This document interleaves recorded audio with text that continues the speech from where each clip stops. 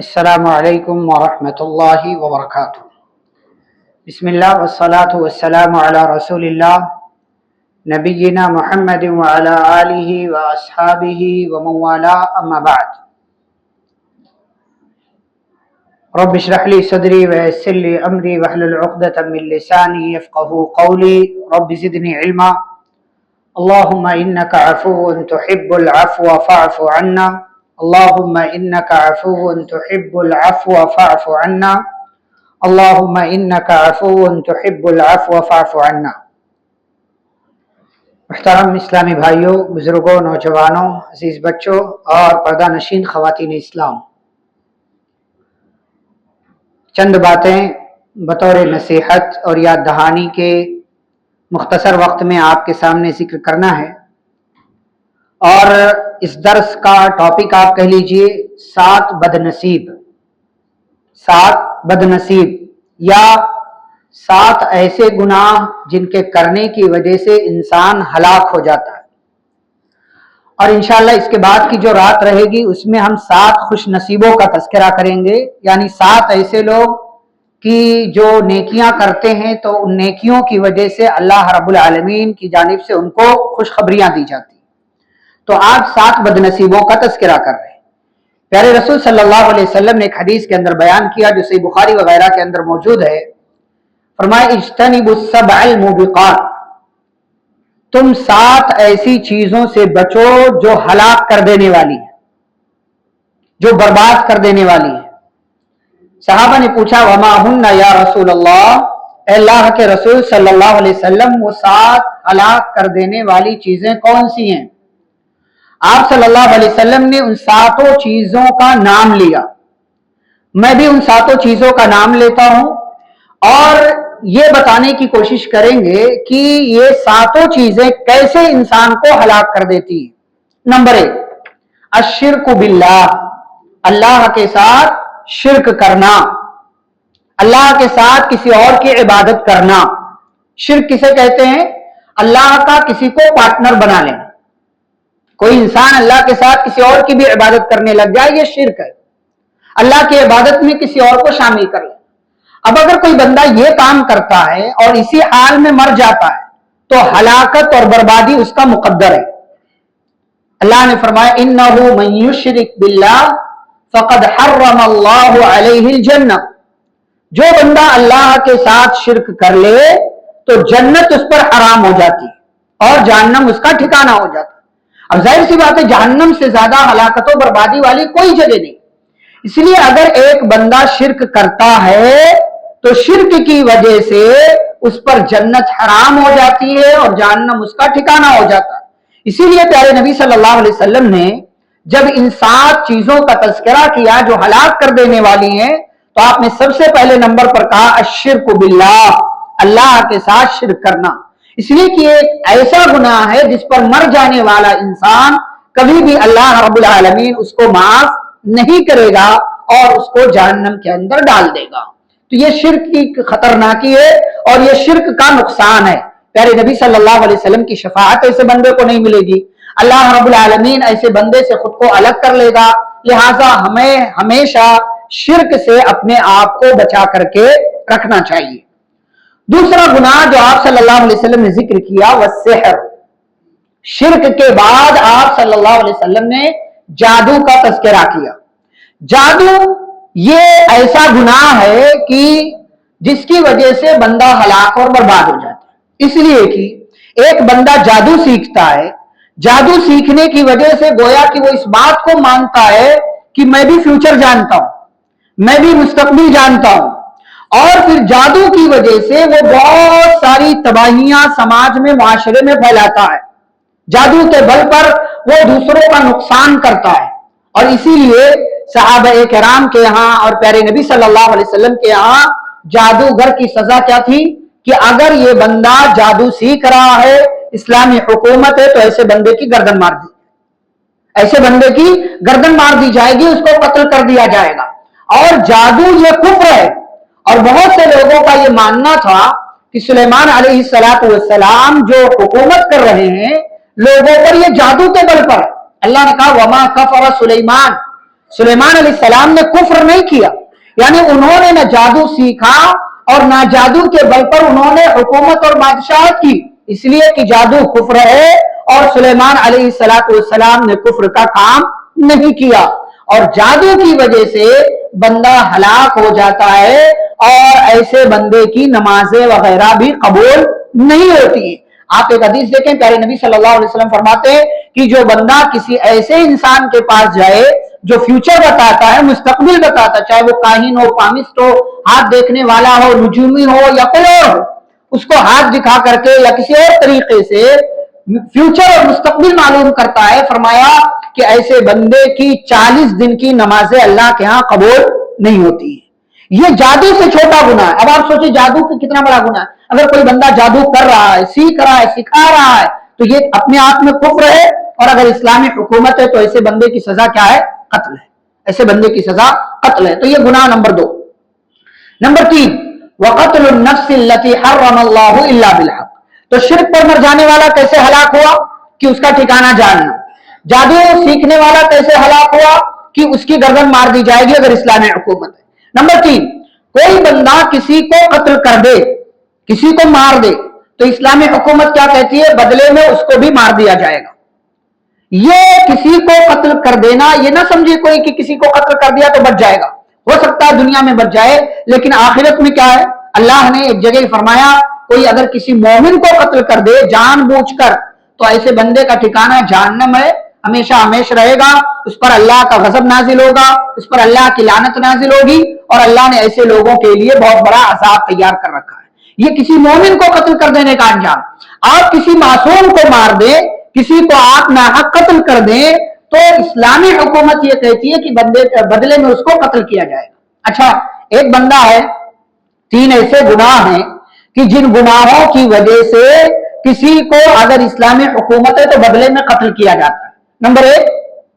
Number एक कि कोई बंदा इस्लाम छोड़ दे, मुर्तद हो जाए, तो अगर इस्लामी हुकूमत है तो उससे कहा जाएगा कि भाई वापस इस्लाम में आ जाओ। नहीं आता है तो इस्लामी हुकूमत है तो उसकी गर्दन मार दी जाएगी।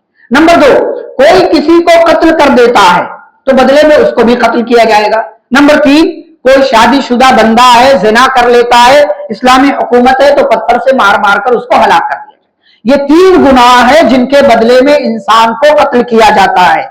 उसी में से गुनाह है, प्यारे नबी सल्लल्लाहु अलैहि वसल्लम ने जिक्र किया कि जो बंदे को हलाक कर देता है वो ये कि अगर वो किसी का कत्ल कर दे तो गोया कि उसने पूरे इंसानों का कत्ल तो किया ही है, लेकिन साथ ही साथ इसका जुर्म इतना बड़ा है कि बदले में इसको भी कत्ल किया जाएगा, जैसा कि शरीयत का कानून है, जैसा कि इस्लाम कहता है, या अय्युहल्लज़ीना आमनू कुतिबा अलैकुमुल क़िसासु फिल क़त्ला, ईमान वालो तुम्हारे ऊपर क़िसास को फर्ज किया गया है कत्ल के सिलसिले में, जो कत्ल करेगा उसको कत्ल किया जाएगा।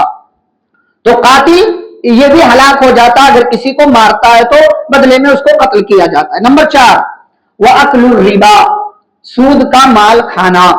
अब ये सूद चाहे छोटे पैमाने पर आप खाएं चाहे बड़े पैमाने पर खाएं, चाहे 10% 12% वाला आप लोन ले बैंक से, या ऐसे ही आप किसी जो है ताजिर से और किसी जो है समाज के मालदार से जाकर के ले, चाहे वो मुस्लिम हो गैर मुस्लिम हो, ये आप छोटे बड़े पैमाने पर जो भी लोन लेंगे, सूद लेंगे, इंटरेस्ट लेंगे, ये आपको हलाक कर देगा। कैसे? सूद लेने वाला गोया कि अल्लाह और उसके रसूल सल्लल्लाहु अलैहि वसल्लम से जंग करता है, और अल्लाह और उसके रसूल सल्लल्लाहु अलैहि वसल्लम से जंग करने वाला कामयाब नहीं हो सकता, कामयाब नहीं हो सकता। दूसरी बात कि सूद लेने की खाने का जो सबसे छोटा गुनाह, कई दर्जे हैं उसके, उसका जो सबसे छोटा दर्जा है वो ये कि आदमी अपनी मां के साथ ज़िना करे, ये सबसे छोटा दर्जा है। अब आप सोचो उससे बड़े बड़े दर्जे क्या है सूद खाने के। तो अगर कोई इंसान सूद खाता है तो वो हलाक हो रहा है, गोया कि वो अपनी मां के साथ जिना कर रहा है, गोया कि वो अल्लाह और उसके रसूल सल्लल्लाहु अलैहि वसल्लम से जंग कर रहा है, और गोया कि उस पर अल्लाह की लानत नाजिल होती है। क्यों? आप सल्लल्लाहु अलैहि वसल्लम ने हदीस के अंदर बयान फरमाया, लानल्लाहु आकिलर रिबा व मुकिलहु व कातिबहु व शाहिदैहि, कि जो बंदा सूद खाता है, खिलाता है, सूद पर गवाही देता है, सूद का काम करता है, बैंक में जाकर के जॉब करता है, ये सारा मामला क्या है? सूद का लेन देन है। उसको लिखना, उस पर गवाह बनना, उसकी एंट्री करना, अकाउंटेंट का काम करना बैंक में जाकर के, ये सब क्या है? گویا کہ سود کھانے اور کھلانے میں آئے گا اور ایسا بندہ ہلاک اور برباد ہو جاتا ہے۔ تو نمبر 4، سود سے بچنا چاہیے، چاہے چھوٹے پیمانے کا سود ہو یا بڑے پیمانے کا سود۔ نمبر 5، وَأَكْلُ مَالِ الْيَتِيمِ، یتیم کا مال کھانا۔ یتیم کا مال، پرانے زمانے میں کیا ہوتا تھا، نبی صلی اللہ علیہ وسلم کا جو دور تھا، ایک بندہ مر گیا، اس کی اولاد ہے، چھوٹی ہے، یتیم ہے وہ لوگ، تو اس یتیم کے چچا وغیرہ کیا کرتے تھے، یعنی مر جانے والے کے بھائی، وہ ان یتیموں کے مال پر قبضہ کر لیتے تھے۔ اب وہ یتیم بڑے ہوئے تو کبھی ان کو مال دیا، کبھی نہیں دیا، کبھی آدھا دیا، کبھی پورا دیا، اور کبھی کیا کرتے تھے، اگر وہ لڑکی ہے تو اس لڑکی کو مال حوالے نہیں کرتے تھے، بلکہ بعض دفعہ زبردستی اس سے نکاح بھی کر لیتے تھے، اور جو ہے اس کو بہت دنوں تک روک کر کے رکھتے تھے، یا تو اس کی کئی شادی نہیں کرتے تھے، یا تو کوئی اس کا کسی طریقے کا فیصلہ نہیں کرتے تھے۔ اب یتیموں کا اللہ نے خیال کیا کہ یتیموں کے مال کے بارے میں غور کرو، سوچو، یتیموں کے مال پر قبضہ نہ کرو، بلکہ ان کے مال کو مکمل طور سے الگ کر کے رکھو، اور جو ان پر خرچ کر رہے ہو اس کا حساب و کتاب کرو، ان کے مال میں سے کٹ کر لینا، جب یہ بڑے ہو جائیں گے تو ان کا مال ان کے حوالے کر دو تاکہ یہ جا کر کے اچھی طریقے سے زندگی گزار سکیں۔ لیکن اگر کوئی یتیم کا مال کھاتا ہے، قبضہ کرتا ہے، تو گویا کہ یتیم کا مال کھانا اس کو ہلاک و برباد کر دے گا۔ اللہ نے فرمایا ان الذین یأکلون اموال الیتامی ظلما، جو لوگ یتیموں کا مال ظالمانہ طور سے کھاتے ہیں، ہڑپ کر جاتے ہیں، دراصل یہ لوگ اپنے پیٹ میں مال نہیں ڈال رہے ہیں بلکہ جہنم کی آگ ڈال رہے ہیں۔ وَسَيَصْلَوْنَ سَعِيرًا، اور یتیموں کا مال کھانے کی وجہ سے یہ عنقریب جہنم کی دہکتی ہوئی آگ میں داخل ہوں گے۔ تو یتیم کا مال، اس لیے کہ یتیم کا کوئی سہارا نہیں ہوتا، اس کا باپ مر گیا، لوگ اس کو جو ہے ایسی نظروں سے دیکھتے ہیں کہ آپ، اسی لیے پیارے نبی صلی اللہ علیہ وسلم نے فرمایا کہ اگر اپنے دل کو نرم کرنا ہے نا تو یتیم کے سر پر ہاتھ رکھو، یتیم کی کفالت کرو، اور آپ صلی اللہ علیہ وسلم نے فرمایا کہ میں اور یتیم کی کفالت کرنے والے جنت میں ایسے ہی ہوں گے جیسے دونوں انگلیاں ہیں۔ وَأَشَارَ بِالسَّبَّابَةِ وَالْوُسْطَىٰ، اور آپ نے اپنی یہ سبابہ والی انگلی جو تسبیح والی انگلی ہوتی ہے اور بیچ کی انگلی سے آپ نے اشارہ کیا، جیسے یہ دو انگلیاں ہیں، ایسے ہی میں اور یتیم کی کفالت کرنے والے جنت میں ہوں گے۔ اب آپ سوچیں یہ یتیم کا خیال رکھنے کا فائدہ، لیکن اسی کے اپوزٹ میں اگر کوئی یتیم کا مال ہڑپ کر جائے اس کا کیا نقصان ہے، وہ دراصل اپنے پیٹ میں جہنم کی آگ ڈال رہا ہے، اور ایسے بندے کو اللہ رب العالمین جہنم کے اندر ڈال دیں گے۔ یہ نمبر 5۔ نمبر 6، وَالتَّوَلِّي يَوْمَ الزَّحْفِ، جنگ کے میدان میں عین جنگ کے دن پیٹ پھیر کر کے بھاگ جانا۔ کیا ہوتا تھا، دونوں فوجیں آمنے سامنے، مسلمانوں کی فوج اور کافروں کی فوج، جنگ ہو رہی ہے، تو اب ایسی صورت میں یہ فرض تھا کہ دشمن کے مقابلے میں ڈٹے رہنا، کوئی بھی حالات کیسے آ جائیں پیٹ پھیر کر کے نہیں بھاگنا، سوائے دو صورتوں میں۔ دو صورت میں پیٹ پھیر کر کے جا سکتے ہیں، نمبر 1 کہ کوئی چال ہو، نمبر 1 کوئی چال ہو، اللہ نے فرمایا وَمَن يُوَلِّهِمْ يَوْمَئِذٍ دُبُرَهُ إِلَّا مُتَحَرِّفًا لِقِتَالٍ أَوْ مُتَحَيِّزًا إِلَىٰ فِئَةٍ، یا تو کوئی چال چل رہے ہوں، اور نمبر 2 یا پیچھے اس لیے ہٹ رہے ہیں کہ پیچھے ہمارا ایک اور لشکر آ رہا ہے، اس کے ساتھ ہم مل جائیں گے اور پھر مل کر کے اچانک حملہ کریں گے۔ تو کوئی چال ہو یا پیچھے کوئی اور لشکر آ رہا ہو، ان دونوں وجوہات کے علاوہ اگر کسی اور وجہ سے میدان سے پیٹ پھیر کر کوئی مسلمان بھاگ جاتا تھا، اللہ نے فرمایا فَقَدْ بَاءَ بِغَضَبٍ مِّنَ اللَّهِ، ایسے بندے پر اللہ کا غصہ واجب ہو جاتا ہے، ایسے بندے کا ٹھکانہ جہنم، اور جہنم بہت بری جگہ ہے۔ تو جنگ کے میدان سے پیٹ پھیر کر بھاگ جانا یہ بھی ایک بہت بڑا گناہ ہے جس کی وجہ سے انسان ہلاک ہو جاتا ہے۔ نمبر 7 اور آخری، اللہ نے پیارے نبی صلی اللہ علیہ وسلم نے فرمایا وَقَذْفُ الْمُحْصَنَاتِ الْغَافِلَاتِ الْمُؤْمِنَاتِ، کسی پاک دامن مومنہ عورت پر تہمت لگانا کہ یہ زنا کرنے والی، کچھ معلوم نہیں ہے، بس سنی سنائی ہوا میں اڑا رہا ہے، غلط فہمی کی بنیاد پر، بدگمانی کی بنیاد پر کسی کے بارے میں یہ جو ہے سماج میں یہ بات پھیلاتا ہے کہ یہ لڑکی جو ہے زانیہ ہے، یہ اچھی نہیں ہے، اس کا کیریکٹر برا ہے، اس پر الزام لگاتا ہے، تو یہ الزام لگانا ہی ایسے انسان کو ہلاک کر دیتا ہے۔ کیوں؟ اس لیے کہ اللہ نے فرمایا والذین یرمون المحصنات ثم لم یأتوا بأربعة شہداء، جو لوگ پاک دامن عورتوں پر زنا کا الزام لگاتے ہیں پھر 4 گواہ نہیں لاتے ہیں، تو کیا ہے ایسے لوگوں کی سزا؟ فجلدوہم समानीन जल्दा, ऐसे लोगों को 80 कोड़े मारे जाएंगे। और ये कोड़ा कोई रस्सी का कोड़ा नहीं है, चमड़े का कोड़ा। एक कोड़ा पड़ते साथ ही हालत खराब होती। अब आप सोचिए जिस बंदे को 80 कोड़े पड़ेंगे वो हलाक होगा या आबाद होगा? जाहिर सी बात है हलाक होगा वो। तो इसीलिए किसी पाक दामन औरत पर जिना का इल्जाम लगाना, बुहतान लगाना, उसके कैरेक्टर पर सवालिया निशान खड़ा करना, ये भी बड़ा गुनाह है जिसकी वजह से बंदा हलाक हो जाता है। लेकिन आज हमारे समाज में देखें, इज्जतों के साथ, आसानी के साथ सौदा कर लिया जाता है। और ये सारे गुनाह जो नबी करीम सल्लल्लाहु अलैहि वसल्लम ने इस हदीस में बयान किए, ये तकरीबन गुनाह आम है। इंसान खुले आम शिर्क कर रहा है, शिर्क के अड्डे खोल रहा है, और इंसान जादू सीख रहा है, सिखा रहा है, या जादू सीखने वाले की मदद ले रहा है, और बात बात पर कत्ल हो जा रहा है। क्या मुसलमान, क्या हिंदू, क्या काफिर, क्या यहूदी, क्या ईसाई, कत्ल आम हो चुका है। सूद लोग धड़ल्ले के साथ खा रहे हैं, हमारे अपने मुसलमान भाई खा रहे हैं, हमारे अपने लोग खा रहे हैं, यतीम के माल पर कब्जा हो रहा है, और जंग का तो मामला नहीं हमारे यहाँ, और पाक दामन औरतों पर इल्जाम लगाया जा रहा है।